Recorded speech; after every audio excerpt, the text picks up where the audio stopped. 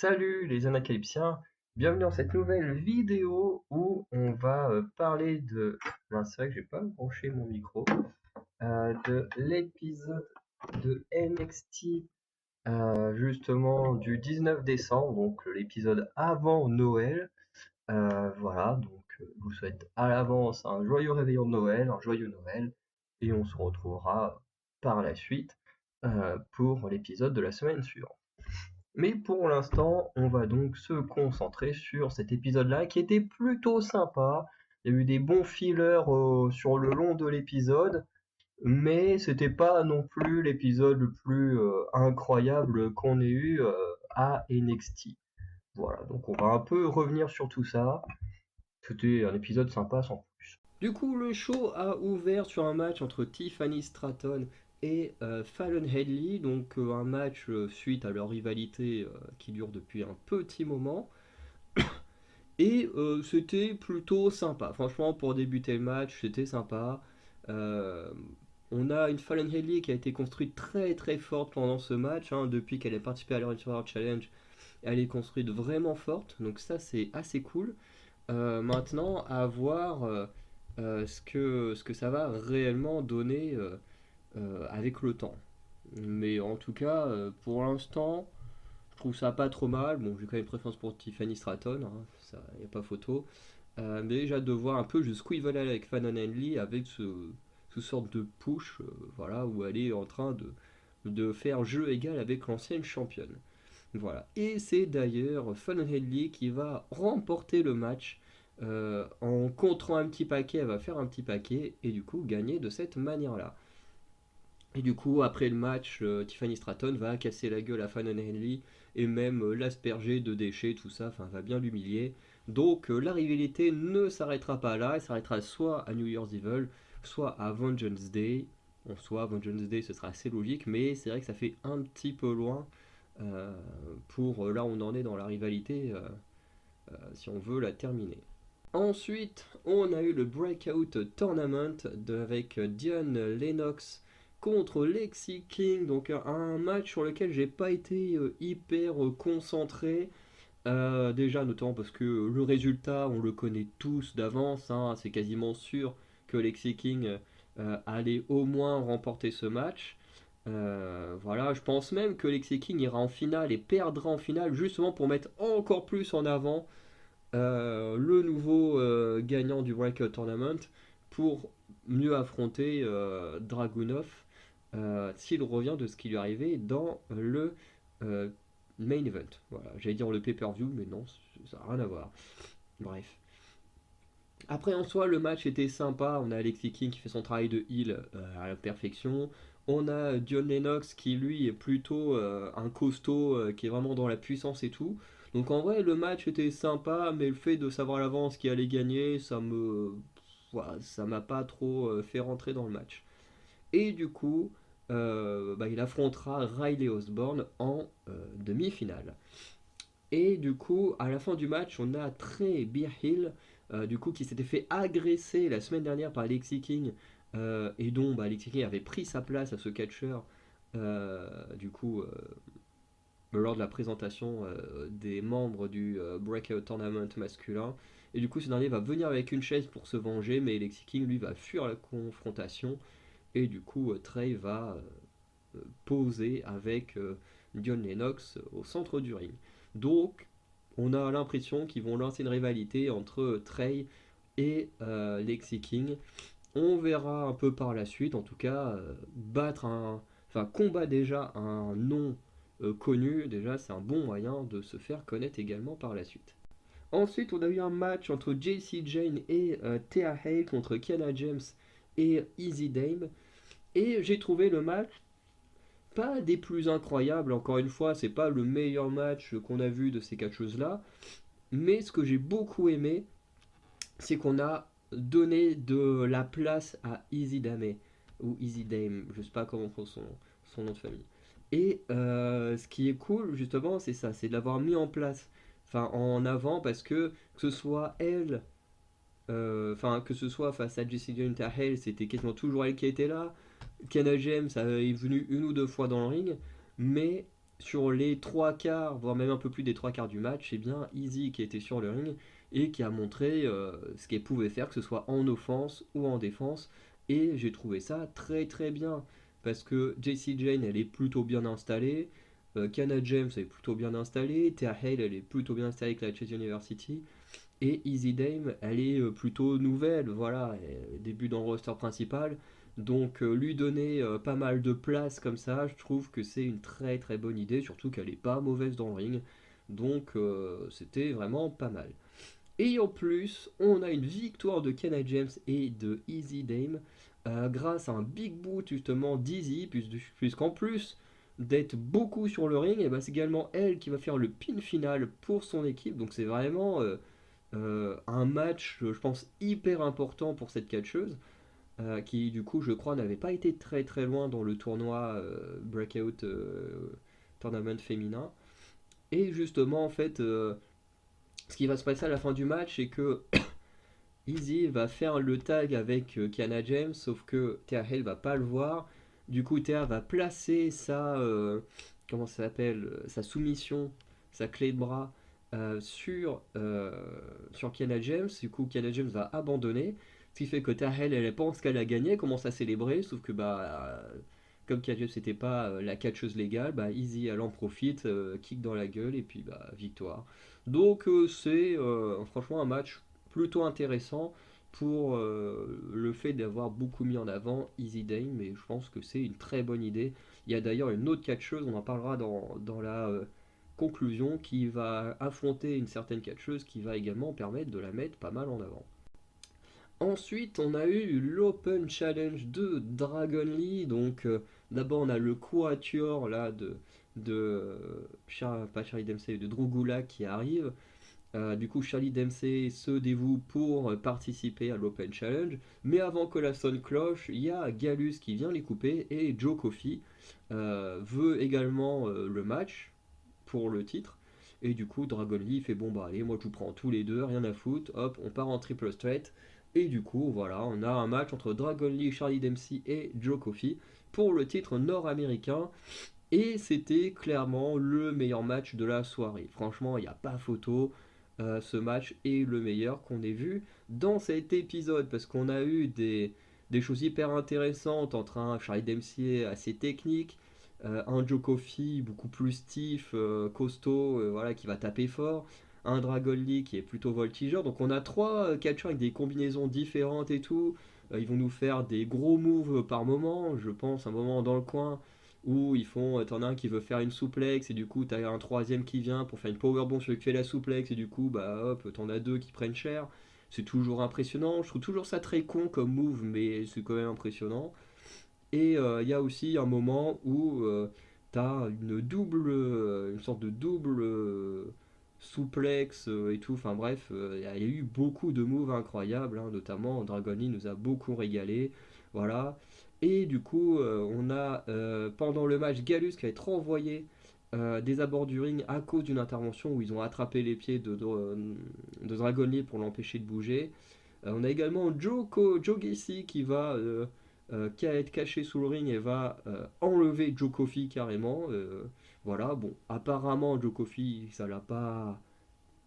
Enfin, Joe Gacy n'a pas fait de mal à Joe Coffey physiquement, mais mentalement, on sent un peu plus tard dans l'épisode que Joe Gacy il est pas rassuré. Enfin, Joe Coffey n'est pas rassuré de ce que Joe Gacy pourrait faire. Et du coup, Dragon Lee, lui, va conserver son titre grâce à son finisher. J'ai pas tout entendu, j'ai entendu que ça finissait par Dragon. Voilà, comme le finisher de Lexi King que j'ai enfin entendu qui s'appelle le Sleeper. Voilà. Qui ressemble quand même un peu au Crossroads, mais voilà. C'est un peu le même style de finisher. Je dis pas que c'est le même, mais que c'est le même style. Et du coup, à la fin du match, on a le clan de Drogulak qui va agresser Dragon Lee, mais la LWO va venir le sauver. Donc on aura sûrement des matchs 3 contre 3 ou 4 contre 4 à venir. Voilà, donc là c'était comment il s'appelle, Joachim Wild et c'est Joachim Wild et Cruz del Toro, voilà, qui sont venus sauver Dragon Lee. Donc très très intéressant du fait que même si Dragon Lee est à NXT, on n'oublie pas son amitié avec la LWO. Voilà. Ensuite, on a eu le deuxième match concernant le Breakout Tournament qui concernait Luca Clusifino et Tavion Hates. J'avoue que j'étais très très étonné de la pop qu'a reçu Tavion Hates parce que moi j'en ai jamais entendu parler. Mais pourtant, quand il était dans le ring, il a eu une pop énorme, donc j'étais assez étonné. Voilà.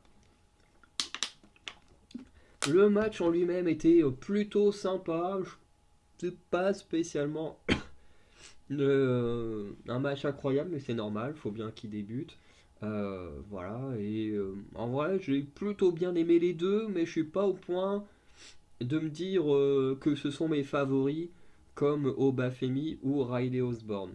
J'ai trouvé que ce qu'ils ont fait était plutôt pas mal, plutôt sympa, mais voilà, j'en retiens pas pour l'instant grand chose. J'attends des plus gros affrontements pour, euh, pour m'annoncer un peu plus sur ces catcheurs-là. En tout cas, la victoire sera celle de Tavion Hates qui va l'emporter avec une belly to belly. Voilà, et il affrontera Obafemi en demi-finale. Donc c'est quand même des demi-finales assez particulières parce qu'on a d'un côté deux faces qui s'affrontent, de l'autre côté un face, un heel qui s'affrontent. Donc c'est un peu particulier. Chez les femmes, c'était un peu plus logique. Les demi-finales, à chaque fois, on avait une face, une heel. Bon, ce qui était un peu con, c'est que bah, dès que tu avais soit une face ou une heel qui gagnait, tu savais forcément que ça allait être l'opposé en termes de personnage qui allait gagner pour avoir une finale assez logique. Voilà, mais je trouve que c'était plus intelligent là-bas. Un Tavion Ace qui est bien ovationné par la foule, un Obafemi qui était plutôt bien aimé aussi par la foule. Donc ça va être un match un peu bizarre, je pense, entre les deux en termes de réaction de la foule. Ensuite, on a eu un match alors qui m'a pas intéressé de fou parce qu'il y a une des catcheuses dont j'en ai rien à faire. C'est Nikita Lyons contre Tatum Paxley. Alors j'avoue que moi, Nikita Lyons, ça a jamais été une catcheuse qui m'a intéressé de fou à NXT. Alors je vais pas dire que j'étais content de son absence suite à sa blessure, hein, ce serait méchant et c'est pas le cas parce on ne peut pas savourer une blessure de quelqu'un quand on est quelqu'un de bien. Euh, mais mais j'avoue que son catch ne m'intéresse pas des masses, quoi. Voilà. Parce que je trouve qu'elle manque de quelque chose. Il y a pas mal de catcheurs ou de catcheuses comme ça qui sont bons dans ce qu'ils font, hein, parce que Nikita Lyons, en termes de combat, elle est douée, ce qu'elle fait, c'est très bien. Mais en termes de personnage, il n'y a rien. Et du coup, bah, s'il n'y a rien, ça m'intéresse pas, tout simplement. Voilà. Même si, tu vois, c'est juste un minimum, tu vois, par exemple, Cora Jade, elle a pas un personnage de fou, quoi, c'est juste la meuf arrogante et tout. Mais du coup, ça lui donne une petite caractérisation. Alors que Nikita Lyons, bah, y a pas grand chose, quoi. Donc, c'est un peu la galère. Et Tatum Paxley, par contre, j'aime beaucoup le repackaging qu'ils lui ont fait. La meuf en obsession sur Lyra Valkyria, un peu tarée et tout, franchement, j'aime beaucoup. Ça fait un peu penser dans sa façon de jouer le personnage à Nikki Cross quand elle jouait son personnage de taré. Mais en tout cas, voilà. C'est ça qui est bizarre dans ce match, c'est que d'un côté, il y a Nikita Lyons, dont j'en ai absolument rien à faire, et de l'autre côté, il y a Tatum Paxley, dont je trouve le repackaging du personnage hyper intéressant, et j'ai hâte de voir la suite de son histoire avec Lara Valkyria. Donc voilà. En tout cas, tout ce qu'on peut dire, c'est qu'il y a eu une victoire de Nikita Lyons avec un spinning kick et son grand écart splash, hein, je ne sais pas appeler ça comme ça, pour la victoire. Donc voilà, Nikita s'est vengé du fait que Tatum Paxley l'avait chopé et dégagé du ring la semaine dernière après leur victoire. Non, défaite par équipe. Ouais, ils avaient perdu leur match par équipe. Mais voilà. Et j'ai plus hâte, voyez, de voir la suite de l'aventure de Tatum Paxley que Nikita Lyons, où on sait que la suite de son aventure, ça va être contre Blair Davenport, et ça me fait chier déjà de voir ça. Pourtant, je kiffe Blair Davenport, mais quand il y a des rivalités avec des catcheurs catcheuses qui m'intéressent pas, ça me fait quand même un peu chier. Ensuite, on a pardon, Hank Walker et Tank Ledger contre Galus. Donc ça fait 2-3 semaines que Hank Walker et Tank Ledger sont en mode ouais, nous on peut vous battre et tout, machin. Ils veulent absolument leur match. Galus a fini par accepter un match contre Walker et Ledger. Et au final, le match sera plutôt sympa. Ce sera pas le match le plus incroyable, mais il est sympa. On a. En fait, je pense que ce qui me plaît le moins dans ce match, c'est qu'on a juste 4 big men, entre guillemets. Et du coup, voilà, il n'y a pas de combinaison de styles de catch différents. Euh, Franchement, le match, il est sympa. Les Faces ont quand même pas mal dominé le match. Ils auraient pu gagner le match. Et au final, ils vont perdre à cause d'une erreur de Tank Ledger, puisqu'il va faire le tag à Hank Walker, sauf qu'il ne le fait pas au bon endroit, parce que pour ceux qui ne sauraient pas, pour faire un tag, il faut pas juste taper dans la main ou toujours, enfin, faire une tape sur son adversaire. Ce qu'il faut, c'est tenir la petite ficelle qui est dans le coin. Parce que sinon, c'est facile, tu te mets n'importe où sur la bordure du ring et puis tu fais le tag quand on a envie. Non, ça fonctionne pas comme ça, il faut que tu sois dans ton coin de ring, que tu touches la ficelle qui te permet quand même de t'éloigner un petit peu, mais pas non plus jusqu'à les autres coins de ring à côté. Et du coup, voilà. Et du coup, comme Tank Ledger n'a pas fait le tag comme il faut, l'arbitre va le renvoyer du coup à sa place, hein, tout simplement, dans son coin. Et Hank Walker va déguster un kick, très certainement de Mark Coffey. Et du coup, victoire de Gallus. Voilà. Alors, ce qui était bien dans ce match, c'est un peu la même chose que pour le match par équipe féminin qu'il y a eu plus tôt dans la journée. C'est que même si le match, c'est pas le meilleur match techniquement, tout ça, machin. Même dans le match de Dragon Lee, il y a un moment qui m'a un peu fait rire parce que Dragon Lee s'est cassé la gueule parce que un moment en reculant, il s'est pris dans les pieds de Joe Coffey ou de Charlie Dempsey. Du coup, il a fait une petite chute dans le ring et tombé sur les fesses. C'était marrant. C'était pas prévu, mais c'était marrant. Mais, euh, mais voilà. Et c'est normal, hein, on peut pas être parfait à chaque fois dans un match. Mais voilà, ce qui était intéressant, c'est que du coup, on a quand même beaucoup mis en avant Hank Walker et Tank Ledger, qui sont quand même montrés très forts face à une équipe comme Galus, qui sont les anciens champions par équipe. Et du coup, voilà, j'ai trouvé ça vraiment pas mal à regarder. D'ailleurs, ça me fait me questionner. Non, c'est bon, je me souviens. J'étais en train de me dire, c'est qui les champions par équipe? Mais oui, c'est à nouveau The Family qu'on n'a pas revu depuis un petit moment d'ailleurs. Voilà. Et on termine sur le main event. Mais avant de parler du main event, on va parler d'un truc qui s'est passé en début de show, que j'ai fait exprès d'omettre, histoire que ça ait une logique de parler du tout en même temps. C'est tout simplement de Ilya Dragunov, alors qui va venir parler au ring, qui va venir parler de Carlo Hayes et Trick Williams en mode oui, je comprends pas trop ce qu'ils me veulent avec leurs histoires et tout. Enfin bref, c'était pas hyper intéressant. Voilà, il y a même eu des discussions ensuite entre Trick Williams et Carmelo Hayes, où Carmelo Hayes va avouer qu'il n'a pas réellement vu Dragunov l'attaquer, donc il l'accuse, mais il sait même pas qui l'a attaqué. D'ailleurs, la vraie question de Dragunov, est-ce qu'il a vraiment été attaqué? Ça, c'est une autre question. Euh, mais du coup, il va parler, et il y a Rich Joland qui a fait une entrée assez timide, tu vois, pas de musique, rien, il arrive comme ça. Et il va également parler de rédemption, de dire voilà, je suis un catcheur qui a blessé beaucoup de gens, machin. Euh, et il dit voilà, j'aimerais avoir un match pour toi, euh, contre toi plutôt, pour voilà un peu histoire de me racheter. Voilà, il fait j'aurais peut-être pas ma rédemption comme ça, mais je veux un match de championnat contre toi, histoire de prouver que je peux quand même faire des matchs en étant safe et tout ça. Ce qui fait que Dragunov va accepter. Au début, ça va pas plaire à Dragunov, pas à Dragunov, mais à Trickwen, il va dire eh oh, c'est moi ton challenger et tout. Dragunov lui dit non, mais de toute façon, New Year's Evil, c'est dans 2 semaines. T'inquiète pas. Tu penses vraiment que Joe peut me battre? Et il fait bah non. Il fait bah alors tu vois, je serai toujours champion New Year's Evil, donc on s'affrontera bien à New Year's Evil. Et du coup, on a le match plutôt sympa. Alors j'avoue que je suis pas du tout fan de Ray Joland, donc je suis pas non plus rentré à fond dans ce match-là. Mais comme j'avais déjà été spoilé de ce qui se passait, j'ai été surtout très attentif sur la fin du match où, à un moment donné, Ridge Holland il tient Dragunov dans ses bras et avec la tête sous un bras. Et Dragunov est en train de frapper en même temps Ridge Holland histoire que ce dernier le lâche.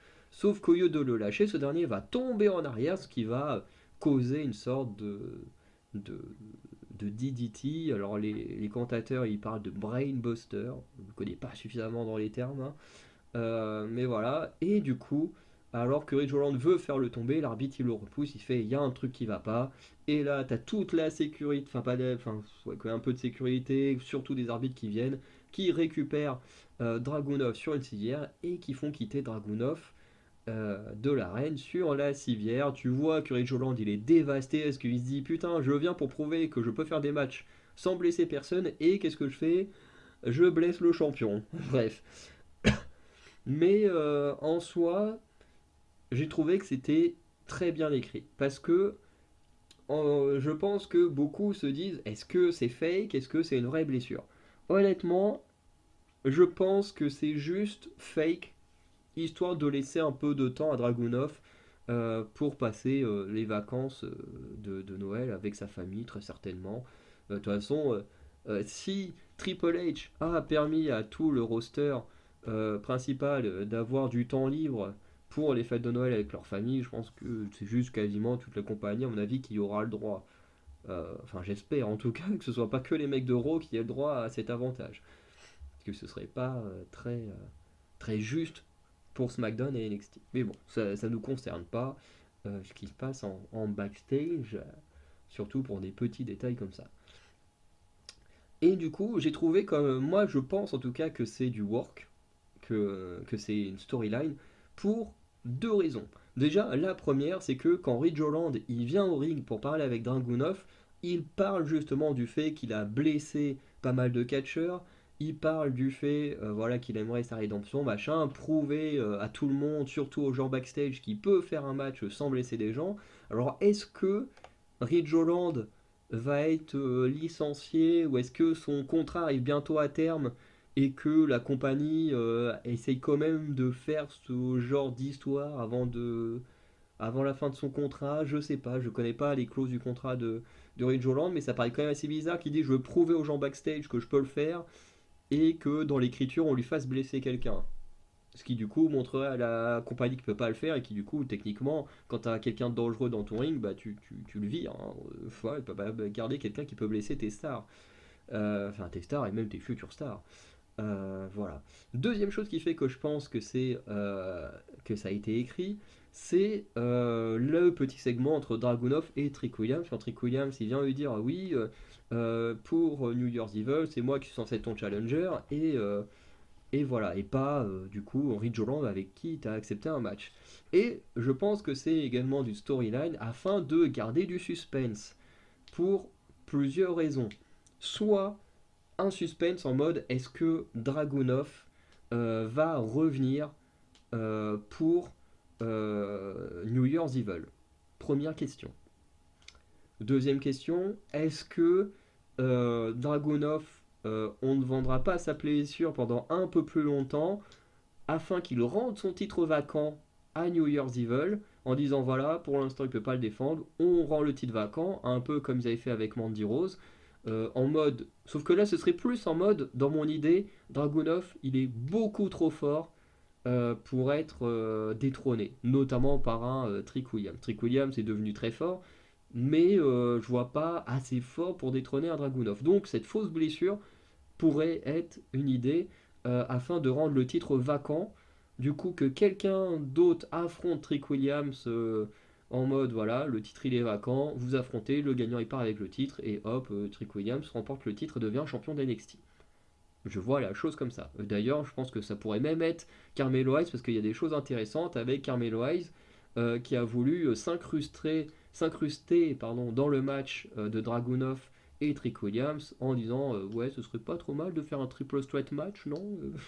Bref, donc ça peut être une idée que Dragunov soit exclu et que finalement le match de championnat ait lieu entre Trick Williams et Carmelo Hayes sur un titre vacant. Ça peut être une idée. Et pourquoi je pense à cette idée? Eh ben pourquoi pas Ilya Dragunov ferait une apparition au Royal Rumble et qu'ensuite il partirait détrôner Gunther pour le titre intercontinental à WrestleMania. Alors oui, je pars très loin. Mes histoires n'ont peut-être aucun sens comme ça, mais c'est ce que j'imagine en tout cas. C'est ce que j'aimerais trop. Un match entre Trick Williams et Carmelo Hayes pour un titre vacant d'NXT en mode voilà pour l'instant Dragunov il peut pas revenir mais le dragon est tellement fort qu'il s'est un peu comme à la John Cena, parce que John Cena était vraiment blessé. Retour surprise de blessure pendant le Royal Rumble, parce que du coup il aura eu un bon mois pour se remettre de blessure, entre guillemets, pour le Royal Rumble. Voilà, et pourquoi pas le gagner. Bon, je pense pas que Dragunov gagnerait le Royal Rumble, mais pourquoi pas le gagner, et au lieu de défier une ceinture principale, défier Gunther, avec qui il a déjà fait apparemment d'excellents matchs précédemment dans le circuit d'NXT UK, de ce que j'ai entendu. Donc, voilà, parce que en vrai, on attend tous ça, honnêtement. On attend tous ça, que Dragunov il perde le titre d'NXT et qu'il devienne champion intercontinental en détrônant Gunther. C'est ce qu'on attend tous. Donc pourquoi ne pas profiter de cette fausse blessure pour que ça arrive. Après, peut-être qu'on va nous annoncer que c'est une vraie blessure, et là, bon, bah, par contre, tous nos rêves partent en éclats. Mais dans le cas où c'est scénarisé, je kifferais que les choses se passent comme ça. Mais voilà, on verra bien avec le temps. On va donc passer maintenant au preview. Du coup, on aura un match entre Eddie Thorpe et Dijak pour terminer leur histoire dans un NXT Underground, puisque la semaine dernière, Dijak s'est servi des cordes afin d'exploser Eddie Thorpe. Donc là, pas de cordes, pas d'armes, rien, juste le sol.